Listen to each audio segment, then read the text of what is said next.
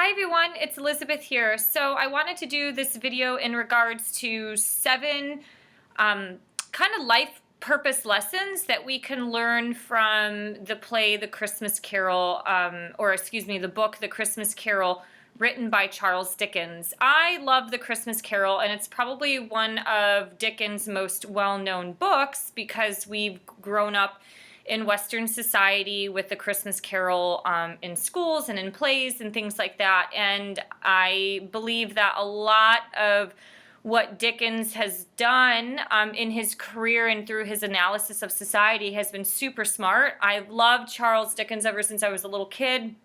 I haven't read a ton of his work, but I've read a lot about him, and I empathize with him because we share the same birthday. And so as a kid, I always just kind of wanted to be a writer because of him. The Christmas Carol is actually a really amazing play, and Charles Dickens was such a smart man. He was a very spiritual person, but he was not an advocate for religious dogma and things like that. So he had a very spiritual mindset. He definitely identified as Christian, and he kind of balanced out a lot of his spiritual theories with a lot of analytics. So in real life, after dinner, he would walk around London, some sources say up to 20 miles a night, just to analyze the rich and the poor. And he definitely was an advocate for the peasants and social justice. So when you start to look at the movie The Christmas Carol and you start to read it more in-depthly or just watch it more in-depthly, you can start to pick out a lot of spiritual transformation kind of theories and personal growth processes that Scrooge goes through during his trip into the past, the present, and the future. So I'm going to talk about 7 different lessons. If you've ever seen The Christmas Carol, which most people have, you know that Scrooge is an older, wealthier man. He's basically a miser. He's utterly discontent, and he is chronically selfish. So he, to some degree, is a little bit like a hoarder with his money and doesn't really like to spread the wealth. And his whole theme of bah humbug just displays this utter discontent in his life. So these 7 points that I'm going to talk about don't necessarily go in order, but I will say that one of the biggest life lessons that we can learn from The Christmas Carol is that Scrooge changed his life immediately. He went through a spiritual transformation all in one night by visiting his past, his present, and his future. So that form of spiritual transformation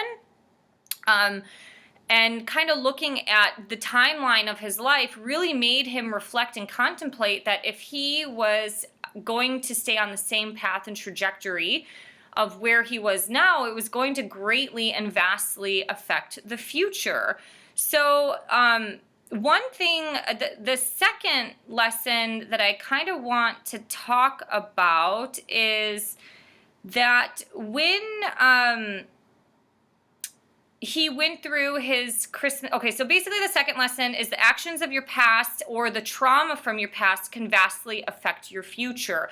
And so when the Ghost of Christmas Past came, I think that was like a little flame with like a cap on. And so the flame is very symbolic, especially because fire is very cathartic in general. So this flame took him to his past to see all of this misery and suffering that he experienced in his childhood. And when you go through the past, that vastly affects the future. So if you can relate that to what happens now, if you've ever gone through dating or all these unhealthy households that we have in the world or in America, all that childhood trauma and those wounds do create some form of PTSD. And as we're seeing today, things like sociopathy, psychopathy, narcissism, a lot of this stuff is on the rise due to having a traumatic childhood or being abused or being molested when you're a kid and things like that. So if you can see what happened in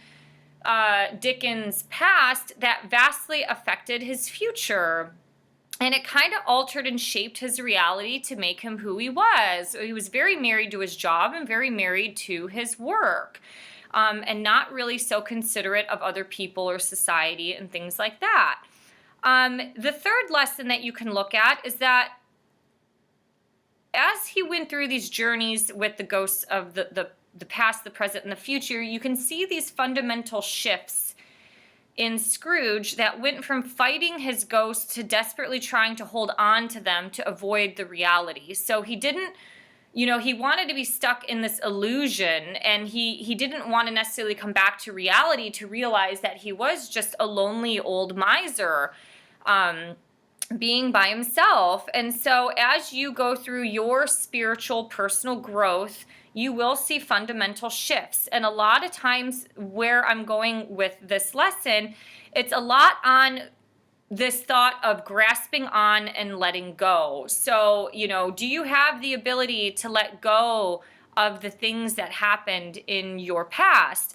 To tie it back with the first lesson of changing your life in 24 hours. Every single day we are presented with an opportunity to wake up, to decide whether we want to change ourselves or to make an attempt to start to change ourselves for the betterment of our future, for the betterment of our family, for our spouse, whatever, our coworkers, and things like that. That's going to lead into this fourth lesson, is that through the story of the Christmas Carol, you can see that Christ consciousness is a real thing. It's this part of modern society, these spiritualist hippies, that are talking about the revolution of today is changing yourself, and changing yourself is going to have that ripple effect. In addition to the form of Christ consciousness that is real, is having the love of people, no matter how much you dislike them, no matter how much the pain they give to you, you can love them on the same level as Christ loved everybody else. And Mary Magdalene having unconditional love for people. People said she was a hooker and a prostitute and judged her, and she exuded a lot of love to people who judged her, and she didn't necessarily, want or needed to be validated that, maybe she wasn't this like hooker and prostitute and things like that, and had a really good relationship with Christ. So I guess where this lesson ties in is that no matter how much your dislike for someone is, you have the ability to change somebody and also bless them. So this example is more in the Christmas Present, when Bob Cratchit is at home with Tiny Tim, and you can see that Tiny Tim might not actually make it. He's a sick little boy. He might not make it to the next Christmas. And although Cratchit I think he didn't get money or a raise or something like that, or the bonus from Scrooge, but Cratchit makes a toast to Scrooge, and kind of blessed him with grace, love, and kindness. And Scrooge saw that. And I think to some degree that was a very big reality and wake-up call of like, wow, this man who I've mistreated for a very long time had the maturity and the ability to love and bless me.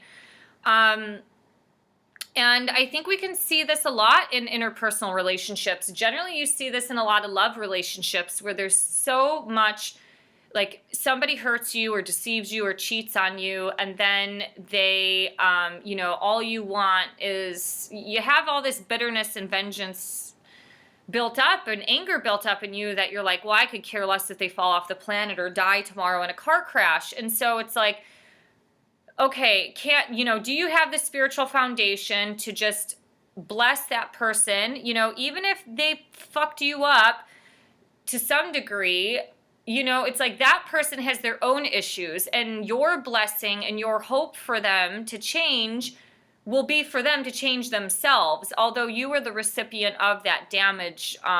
It's a really hard thing to do, but that other person is suffering through their own loneliness or anger or, childhood trauma issues and things like that. So let's see. The fifth lesson that I'm going to go into is that it's never too late to change. Once again, Scrooge is an old man, and he's not a spring chicken. He's not young. A lot of people age in modern society and they're stuck in their ways. It's harder to change the older you get. That is very natural. But the thing is, it's never too late to change. If Scrooge continued on his same trajectory, he saw the fate of his future, which was dying alone and being this miserable old human being. So he had the ability as an old man to change his ways and become a more vibrant human being that wanted to connect with others and that wanted to be generous and wanted to share with others and within his community. Some of the lessons, I guess the sixth one is that not to let other people steal your joy. So with somebody like Bob Cratchit, who may have been really upset with Scrooge, or you see other people like Scrooge's nephews and things like that, they don't let the bah humbug personality affect them and their family. So this once again goes back to the ripple effect. We see this in modern society where it's like you have the tyrant boss that affects, say, the husband or wife that's working at that job, and then they come home and take their stuff out on their family and their spouse, and it's like the kids get affected by it. Everyone gets affected by it because it's a negative wave. It's a negative ripple effect. And so no matter how bad somebody is trying to steal your joy or ruin your day, you have to find coping mechanisms on how to transmute that energy or how to release and channel that. Maybe it's before coming home, you have to take like a nature walk or something like that, or decompress to certain types of music in your car on your drive home. So there are certain things that you can do. There are always options and always resources available to help us to navigate through these difficult time frames, so other people don't, like a psychic vampire isn't just like sucking the joy and the life out of us and draining us. So the seventh lesson that I want to talk about is that miracles happen. That phrase, I think it was expressed by Tiny Tim. It said, "God bless us, everyone." So, it's like we can go down the rabbit hole of fundamental religion and look at some thoughts about, like, are you a good Christian or not a good Christian? I don't do that because I'm like, half the world isn't, coming from a westernized Christian foundation. So, God will work through us no matter where you're at in your life, no matter what religion you're in. Maybe he is trying to guide you more toward Christian principles, but miracles happen. It is a freaking miracle that Scrooge changed his life overnight by going into these shadows and having these experiences with these phantoms and things like that, going into his shadow side.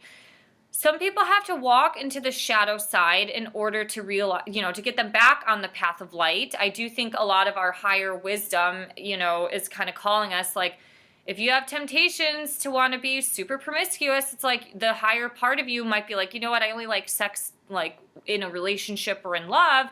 And it's like, that's your higher mind calling you. You don't necessarily have to go and do a string of one-night stands in order to,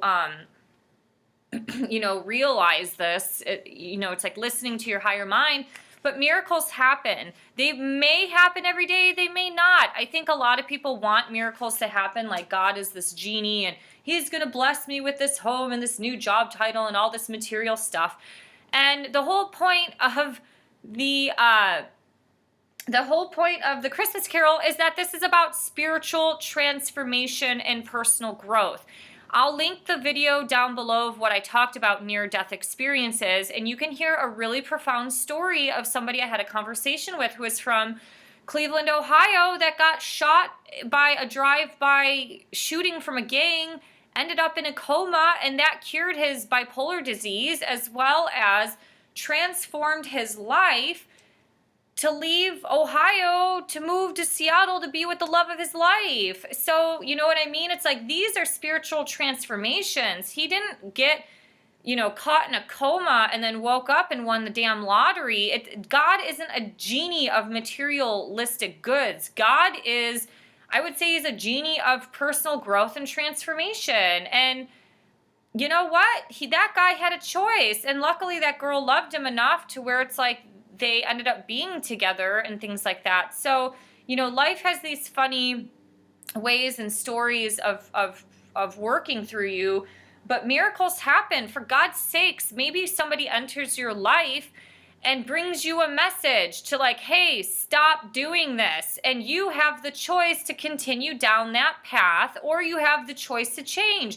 That's the miracle. It doesn't have to be the fucking clouds opening up in the sky and, the Dead Sea is parting with Moses, or the boat going through. And, it's like these spiritual metaphors have literal translations, but it happens through very logical means on this planet Earth. And so maybe watching this YouTube video is your miracle of the day or the month of your life. You know what I mean? Like, we don't know what type of miracles can happen, but they do happen. And it is mainly for personal growth and spiritual transformation, regardless of what you follow. Even if you're an atheist, my God, spiritual transformation is a good thing.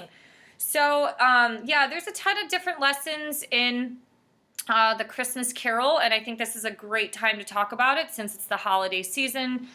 I guess if I had an eighth one, Christmas should be year-round. There is a quote by Charles Dickens that talks about Christmas shouldn't just be one day a year. It's like Valentine's Day. Love shouldn't just come on 2/14, on February 14th. It should be every day of the year. So these little holidays are just, and seasons are wake-up and reminders, but they give you, their historical roots, which everything kind of roots to paganism and the land. It's giving you the option to seize the moment, but also change your life and to use this. So maybe Christmas should be every day. Maybe we should be thinking about our family more and not as much, worrying about consumeristic goods. Like, maybe we need to start reaching out to our family more, rebuilding those connections and relationships. Anyways, these are some thoughts that I have. If you have any thoughts about the Christmas Carol, please post them, or just any life purpose lessons that we can talk about, with this being kind of the winter season, entering toward the darkest day of the year.